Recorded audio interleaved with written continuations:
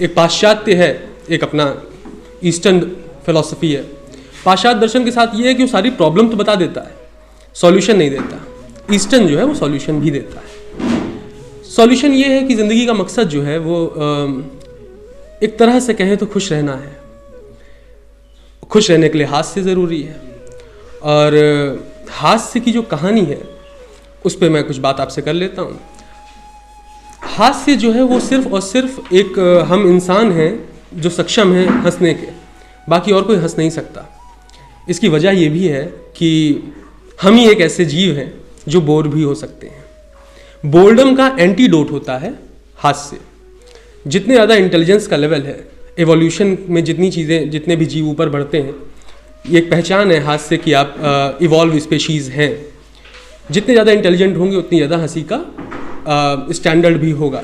इसीलिए यहूदियों के जोक सबसे अच्छे होते हैं, क्योंकि दुनिया में सबसे बोर लोग वही हैं, यहूदी। सबसे अमीर बोर, हाँ, क्यों नोबेल प्राइज़ की आप लिस्ट उठा लीजिए, आधे नोबेल प्राइज़ विनर आपको यहूदी मिलेंगे। तो इतने इंटेलिजेंस का लेवल है तो बोर भी सबसे ज़्यादा होंगे, जोक भी सबसे ज़्यादा अच्छे वही लिखते हैं। हास्य भी 3 तरह के होते हैं। आज पता नहीं क्यों हर चीज़ में 3 तरह की आ रही है। हास्य भी 3 तरह के हैं। एक में आप किसी दूसरे के एक्सपेंस पे हंसते हैं, किसी और का मजाक उड़ा के हंसते हैं, किसी को नीचा दिखा के हंसते हैं। ये सबसे निम्न स्तर की हंसी, जिसमें रिवेंज है, गुस्सा है। दूसरा होता है जिसमें आप अपने आप पे हंसते हैं। ये यहाँ से एक यात्रा की शुरुआत हो जाती है स्पिरिचुअल जर्नी की। जब आप अपने आप पे हंसना शुरू करते हैं, उसके बाद जो तीसरा तल आता है उसमें आप यूं ही हंसते हैं जैसे कुछ कॉस्मिक जोक आपको समझ में आ गया हो। ब्रह्मांड ही एक अपने आप में, अस्तित्व ही एक अपने आप में मजाक है, वो समझ में आ गया हो आपको, तो आप हंसते ही रहते हैं, जिनको आमतौर पे लोग पागल साबित कर देते हैं। इस पे एक कहानी है 3 भिक्षुओं की। 3 बुद्धिस्ट भिक्षु थे। अच्छा, मैं जो कहानी सुना रहा हूँ पहले डिस्क्लेमर दे दूँ, मेरी लिखी हुई नहीं है।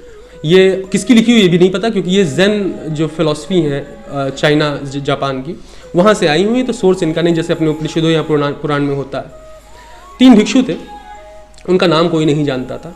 नाम इसलिए भी नहीं जानता था क्योंकि उन्होंने कभी बताया ही नहीं, वो कुछ बोलते ही नहीं थे।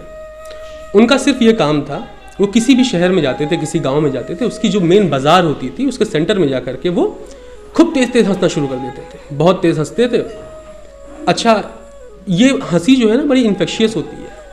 कोई हंस रहा है पागल की तरह आपके, तो आपकी भी हंसी निकली जाएगी। जैसे कि वो पार्क वगैरह में बुज़ुर्ग होते हैं जो योग करते हैं, और योग के समय वो आखिरी में जो हंसना शुरू करते हैं, तो अगर आप साथ में बैठे तो आपकी भी निकल जाएगी। तो उनके थ्रू ये इन्फेक्शन बढ़ता है और पूरी बाज़ार में सब लोग हंसना शुरू कर देते हैं, सब लोग खुश हो जाते हैं। ये जीवन ऐसे ही चलता है इनका, तीनों भिक्षुओं का। तीनों हंसते रहते हैं हर जगह जा कर के। तो चूँकि लोगों के जीवन में, ज़िंदगी में खुशियाँ दे रहे हैं, एक वैल्यू ऐड कर रहे हैं, तो लोग इनसे प्यार बहुत करते हैं। पूरे चीन में इनकी इज्जत है, इनसे मोहब्बत है। फिर धीरे धीरे ऐसी ज़िंदगी चलती रहती है। फिर एक समय आता है, तीनों भिक्षु जो हैं बुज़ुर्ग हो जाते हैं, और फिर अपनी यात्रा के दौरान किसी एक गांव में ये अपना जो कार्यक्रम है इनका हास्य का ये कर रहे होते हैं, तो एक उसमें से भिक्षु की मृत्यु हो जाती है। अच्छा, चूँकि ये फेमस बहुत हैं तीनों, और सबसे ज़्यादा दिक्कत ये है कि ये मिस्टीरियस है। जैसे भाई अपना आया पहले तो लगा ये मतलब भाई इतना हम्बल मासूम इंसान इतना अच्छा पढ़ देगा, तो ये जो सरप्राइज़ का एलिमेंट है ये है वहाँ पर। वो कहेंगे कि वो कुछ बोलेंगे नहीं, आपको आंसर नहीं देंगे। तो अब उनको लग रहा है अब तो तीसरा भिक्षु मर गया है, अब तो शायद ये कुछ बताएंगे। अभी हो सकता है दुखी भी हों, कभी इनको दुखी भी देखा जाए। जाते हैं उनके पास, तो वो मृत शरीर पड़ा है तीसरे भिक्षु का, और दोनों भिक्षु जो हैं वहाँ पर पेट पकड़ के हंस रहे हैं। अब उनसे पूछा गांव वालों ने, मतलब अचंभे की बात तो है ही है, ऐसा हर समय तो देखने को नहीं मिलता। उनसे पूछा तो पहली बार दोनों भिक्षुओं ने आंसर दिया। उन्होंने कहा कि हम इसलिए हंस रहे हैं, पहली बात तो ये जीत गया। हम आपस में बात करते थे पहले कौन जाएगा, तो आइए चला गया पहले, तो जीत गया, उस पर हंस रहे हैं। और दूसरा ये भी कि जिस काम को हमने जीवन भर किया, हमने लोगों की ज़िंदगी में हंसी बिखेरी, खुशियाँ दी, तो इससे अच्छा तरीका और क्या हो सकता है कि जो जा रहा है अगला, उसकी विदाई भी हम उसी ढंग से करें जिस तरह हमने अपना जीवन जिया है। फिर अंतिम संस्कार के कार्यक्रम शुरू होने वाले थे, तो हमारे यहाँ जैसा होता है हम लोगों के ईस्ट में ऐसा होता है, पूरब में, कि बॉडी को नहलाया जाता है, धुलाया जाता है, कपड़े चेंज किए जाते हैं।